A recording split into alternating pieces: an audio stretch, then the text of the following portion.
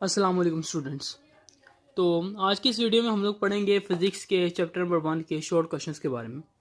हम लोगों ने चैप्टर 1 पूरा डिस्कस किया, सारे टॉपिक्स हमने देख लिए जो जो पढ़ने वाले थे। और इसके बाद हम लोग उसके शॉर्ट क्वेश्चंस को देखेंगे कि चैप्टर 1 में कौन कौन से शॉर्ट क्वेश्चंस हैं और इनका आंसर्स क्या है। तो चलिए शुरू करते हैं शॉर्ट क्वेश्चन नंबर 1 से। तो सबसे पहले हम क्वेश्चन नंबर 1 के बारे में देखते हैं कि क्वेश्चन नंबर 1 कौन सा है। तो क्वेश्चन नंबर 1 है हमारे पास, Name several repetitive phenomenon occurring in the nature which could serve as reasonable time standards। यानी कि नेचर में होने वाले ऐसे अमलों के बारे में बताएं जो हमारे पास टाइम स्टैंडर्ड बन सकते हैं हमारे लिए। तो कोई भी चीज़ टाइम स्टैंडर्ड तब बनती है जब वो बार बार बार बार बार बार रिपीट हो, कुछ इंटरवल्स के बाद वो रिपीट हो। तो हमारे पास कौन सी ऐसी चीज़ें जिनको हम अपना टाइम स्टैंडर्ड बना सकते हैं। पहली चीज़ को जो हम अपना टाइम स्टैंडर्ड बना सकते हैं वो तो हो सकती है rotation of moon around the earth.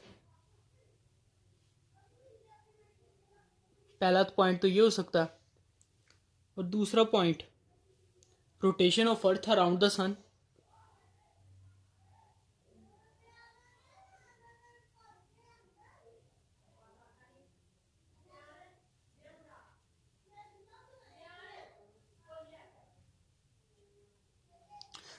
Moon चांद जो है वो ज़मीन के गिर्द घूमता है, तो वो हमारे पास हर हर ख़ास महीने में पूरे एक महीने में पूरे में वो अपना एक पूरा चक्कर कंप्लीट करता है। तो ये हमारे पास ये बिल्कुल हर माह के बाद अपना चक्कर कंप्लीट करता है। तो ये हमारे पास एक टाइम स्टैंडर्ड हो सकता है। दूसरा टाइम स्टैंडर्ड ये है कि अर्थ घूमती है सूरज के गिर्द और वो पूरा एक साल लगाती है, ये भी हमारे पास एक टाइम स्टैंडर्ड है। और तीसरा जो सबसे आम टाइम स्टैंडर्ड है वो कौन सा है, rotation of earth around its axis. ज़मीन अपने महवर के गिर्द घूमती है, और ये भी एक हमारे पास टाइम स्टैंडर्ड हो सकता है जो हमारे पास दिन और रात की लेंथ को मुतय्यन करता है। यही तो मेन हमारे पास टाइम स्टैंडर्ड है। तो ये तीनों होंगे इस क्वेश्चन नंबर 1 का आंसर। तो आप इनको नोट डाउन कर लें। अब हम चलते हैं क्वेश्चन नंबर 2 की जानिब। तो चलें अब हम लोग दूसरा क्वेश्चन देख लेते हैं कि दूसरा क्वेश्चन क्या है। दूसरा क्वेश्चन है हमारे पास, give the drawbacks to use a simple pendulum period of the pendulum as a time standard. वो कह रहा है कि पेंडुलम को टाइम स्टैंडर्ड के तौर पे यूज़ करने के हमें ड्रॉबैक्स बताएं, मतलब कि हम इसे क्यों as a time standard use नहीं कर सकते यार। तो इसकी कुछ वजूहत है कि हम उस टाइम स्टैंडर्ड के तौर पे यूज़ नहीं कर सकते। सबसे पहली वजह तो आप इसका फार्मूला देखें, T is equal to 2πL/g इसका फार्मूला है। फार्मूले में देखें तो हमारे पास पहला पैरामीटर जो आता है वो ये है कि ये जो जी की वैल्यू है ना, ये इसके टाइम पीरियड इसके इन्वर्सली प्रोपोर्शनल है। तो अब इसका फ़र्क कैसे पड़ेगा। अब जी की वैल्यू जो सी है वो the value of G is different at different places. तो जी की वैल्यू हर जगह पर मुख्तलिफ होती है, मतलब यहाँ पे कुछ और है, पहाड़ी इलाकों में कुछ और होती है। मतलब जगह जगह पे कई ऐसे भी जगह हैं जहाँ पे ना ग्रेविटी ज़ीरो हो जाती है, ग्रेविटी मतलब होती नहीं है, बहुत कम होती है। तो इसलिए हम इसे as a reasonable time standard use नहीं कर सकते हैं। और उसके बाद एक तो हमारा ये पॉइंट हो गया, और आपने इस तरह लिखना है T is equal inversely proportional to 1/g, और आपने नीचे ये लिख देना है। और अब दूसरी बात, T is directly proportional to square root of l, मतलब ये टाइम सिंपल पेंडुलम की जो लेंथ होगी ना, टाइम पीरियड उसके डायरेक्टली प्रोपोर्शनल है। So as the length changes value of T changes, the length will changes with the temperature, I it expands in summer and contracts in winter. तो जैसा कि आपको पता है कि लेंथ बढ़ जाती है, समर में लेंथ जो उनसे बढ़ जाती है और सर्दियों में वो कॉन्ट्रैक्ट हो जाता है, तो फिर वो चेंज हो जाएगा उसके साथ ही। तो तीसरी वजह हमारे पास ये है कि surrounding atmosphere and the air pressure में also affects the time period of simple pendulum. ये हमारे एटमॉस्फेयर में जाहिर सी बात है, हवा भी हर वक्त नहीं चलती रहती, कभी चलती है कभी नहीं रुकती, उसका भी प्रेशर होता है, और एटमॉस्फेयर का भी प्रेशर होता है। तो ये भी सिंपल पेंडुलम को टाइम पीरियड को चेंज कर सकते हैं। So these are all the drawbacks. तो ये हमारे पास उसके ड्रॉबैक्स आएंगे। तो हमारे पास थर्ड क्वेश्चन है, why do we find it useful to have two units of the amount of substance the kilogram and the mole. कि हम लोग ये कन्वीनियंट क्यों महसूस करते हैं कि हमारे पास अमाउंट ऑफ सब्सटेंस जो उनसे उसके दो यूनिट हो, एक किलोग्राम हो और एक मोल हो। तो सबसे पहली बात है किलोग्राम हम तब यूज़ करते हैं जब हम लोग नंबर ऑफ़ एटम्स को कंसीडर नहीं कर रहे होते, और जब हम लोग नंबर ऑफ़ एटम्स को कंसीडर कर रहे होते हैं तो हम तब यूज़ करते हैं मोल। आपको पता भी होगा कि मोल की वैल्यू होती है 6.02 मल्टीप्लाई बाई 10⁻23, ये होता है एवोगैड्रो नंबर।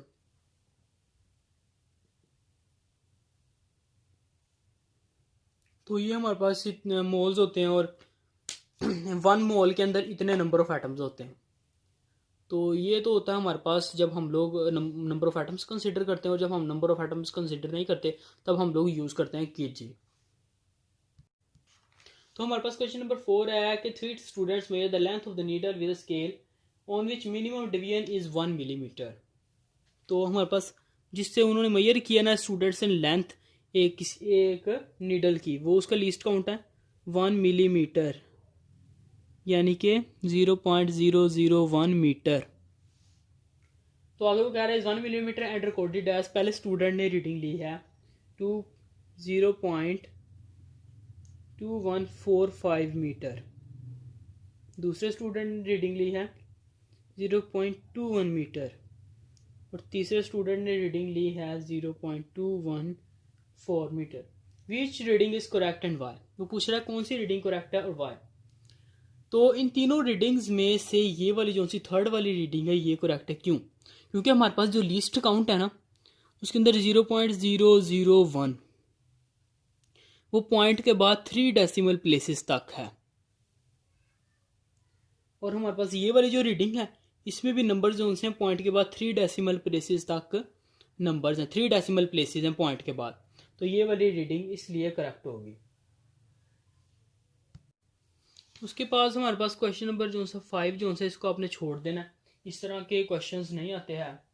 तो अब हम लोग क्वेश्चन नंबर 6 की जानिब देख लेते हैं। क्वेश्चन नंबर 6 क्या है। 6 में उसने लिखा हुआ the period of the simple pendulum is measured by stop watch, कि हमने एक स्टॉप वॉच से सिंपल पेंडुलम से टाइम मेजर किया है, तो उसके अंदर कौन कौन सा एरर आ सकता है, what type of error is possible in the time period. तो जिस तरह की हमने पढ़ा उसके अंदर दो ही तरह के एरर ही आ सकते हैं। एक तो आ सकता है उसके अंदर सिस्टमेटिक एरर आ सकता है, और दूसरा जो एरर आ सकता है वो आ सकता है पर्सनल एरर। सिस्टमेटिक एरर आपको पता है वो एरर वो इस तरह आता है सिस्टमेटिक एरर कि जो आपकी ना वो सिस्टम के अंदर वो एरर होता है और वो आप सारी रीडिंग्स को ख़राब कर देता है। सिस्टम सही तरह ना हो, उसकी पुअर कैलिब्रेशन हो, उसके अंदर जीरो एरर ठीक ना हो और मार्किंग्स वगैरह इनकरेक्ट हो, तो वो हमारे पास सिस्टमेटिक एरर होता है। अब पर्सनल एरर कौन सा होता है? Personal error is an error which can be which can be comes by by the procedure adopted by the observer, यानी कि वो इस वजह से आया कि जो ऑब्जर्वर ने ना गलत तरीक़ाकार इस्तेमाल किया हो। मतलब आप कोई एक्सपेरिमेंट कर रहे हैं, आप रॉन्ग प्रोसीजर ले लेते हैं, due to wrong procedure of observer, तो आपके गलत तरीक़ाकार से आ सकता है। दो तरह की रीडिंग्स एरर इसमें आ सकते हैं, तो आपने ये दोनों लिख देना है। हो सके तो आपने इन दोनों को थोड़ा थोड़ा बयान भी कर देना। तो अब हमारे पास क्वेश्चन नंबर 7 है Does the dimension analysis give any information on constant of proportionality that may appear in an algebraic expression and explain it why। तो हमारे पास पूछ रहा है कि हमने जो डायमेंशनल एनालिसिस स्टडी किया था वो हमारे पास अलजेब्रिक एक्सप्रेशंस में जो हमारे पास प्रोपोर्शनैलिटी कांस्टेंट आ जाता है वो उसकी डायमेंशंस क्यों नहीं देता। तो उन्होंने कहा इसको एक्सप्लेन करें, तो हम इसको एक्सप्लेन करेंगे। तो इसका आंसर ये होगा dimensional analysis does not give any information about the constant of proportionality that appears in an algebraic expression, कि वो हमें अलजेब्रिक एक्सप्रेशंस में जो प्रोपोर्शनैलिटी कांस्टेंट आते हैं हमें डायमेंशनल एनालिसिस उसके बारे में कोई इन्फॉर्मेशन नहीं देता। क्यों? क्योंकि this constant can be determined only by experiment, नहीं can be only determined experimentally और थ्योरेटिकली, क्योंकि हम इनकी वैल्यू यहाँ तो एक्सपेरिमेंटली निकाल सकते हैं या हम कोई मतलब थ्योरी वगैरह का कोई फार्मूला वगैरह लगाएंगे तो फिर आ सकता है।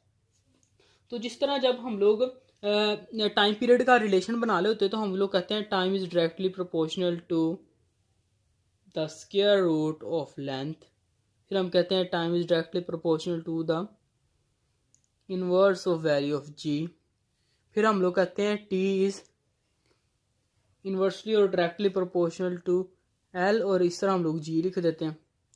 और यहाँ पे हम लोग जब हम इसको इज इक्वल टू का साइन लगाते हैं तो यहाँ पे हम लोग एक लिखते हैं, हम लोग एक कांस्टेंट इंट्रोड्यूस करवाते हैं। वो हम लोग ये वाला जो कांस्टेंट यहाँ पे आएगा ना, इसकी वैल्यू हम यहाँ तो एक्सपेरिमेंट करके निकाल सकते हैं, या हम वैल्यू इसकी थ्योरेटिकली ही निकाल सकते हैं, यानी कि कोई फार्मूला वगैरह लगा के यहाँ हम लोग इसका पहले एक्सपेरिमेंट करेंगे, फिर हम लोग इसका फार्मूला लगा के इसकी वैल्यू लिख देंगे। तो आपने इतना लिख देना आंसर में। तो स्टूडेंट्स हमारे पास क्वेश्चन नंबर 8 में है, उसने हमें कहा है कि right the dimensions of pressure और डेंसिटी। प्रेशर और डेंसिटी की हम लोगों ने लिखनी है डायमेंशंस। तो पहले हम लोग प्रेशर की डायमेंशंस लिख लेते हैं। प्रेशर की डायमेंशंस इक्वल होंगी फोर्स की डायमेंशन से dimensions of force divide by dimensions of area, उसके फार्मूला के अकॉर्डिंगली। तो एफ ओवर ए, ये डायमेंशन को हम लोग ब्रैकेट्स लगाएंगे। तो फोर्स का फार्मूला होता है kilogram, force is equal to kilogram metre पर सेकंड स्क्वायर।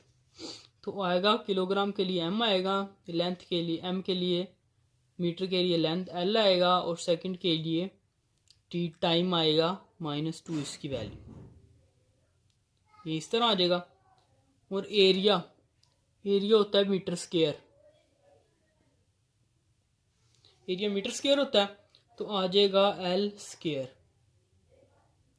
ये जब एल ऊपर जाएगा तो ये बन जाएगा एम एल और एल -2 टी -2, ये -2 है, ये +1 है इधर, तो ये बन जाएगा एम एल -1 टी -2। तो ये हमारे पास फाइनल इसका आंसर आ जाएगा। और दूसरा उसने हमें कहा हुआ है कि आप लोगों ने निकालने हैं डेंसिटी के डायमेंशंस। तो डेंसिटी के डायमेंशन किसके इक्वल होगी?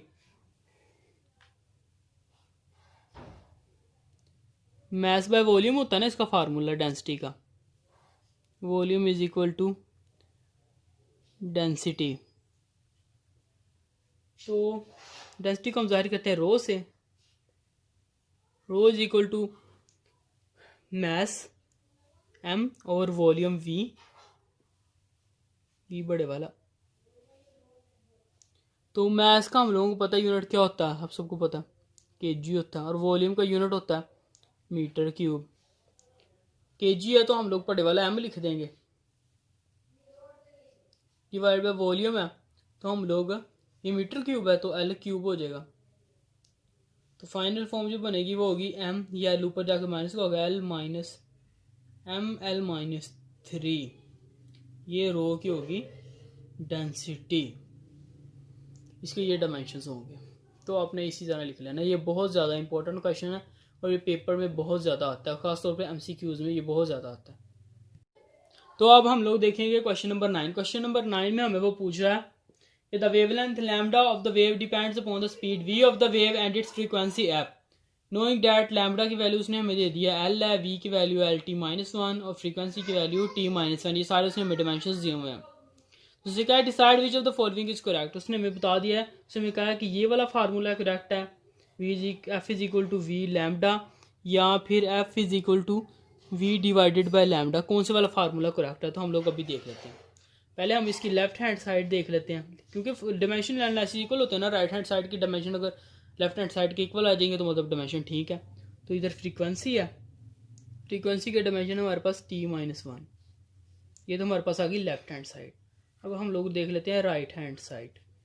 राइट हैंड साइड में हमारे पास है v के डायमेंशंस और लैम्डा के डायमेंशंस, तो ये हमारे पास इक्वल होंगे। v के डायमेंशंस उसने हमें दे दिए हुए हैं LT-1 और लैम्डा के डायमेंशन उसने हमें दिए हुए हैं सिर्फ l, तो ये आ जाएंगे L² T-1। तो हमारे पास राइट हैंड साइड हमारे पास ये आ गया। तो left hand side is not equal to right hand side, तो ये फार्मूला गलत है। इस फार्मूले को देख लेते हैं।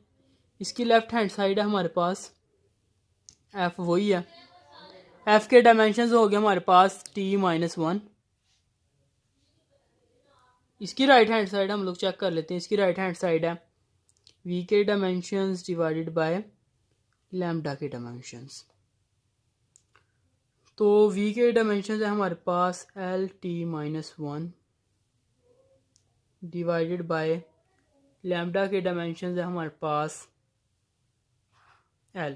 ये l ऊपर चला जाएगा, L-1 L-1 और T-1 हो जाएगा हमारे पास। +1 है, ये -1 है, ये कट जाएंगे और हमारे पास आ गया T-1। तो हमारे पास आ गया left hand side is equal to right hand side. तो ये इसकी left hand side right hand side equal है, मतलब ये वाला फार्मूला हमारे पास ठीक है।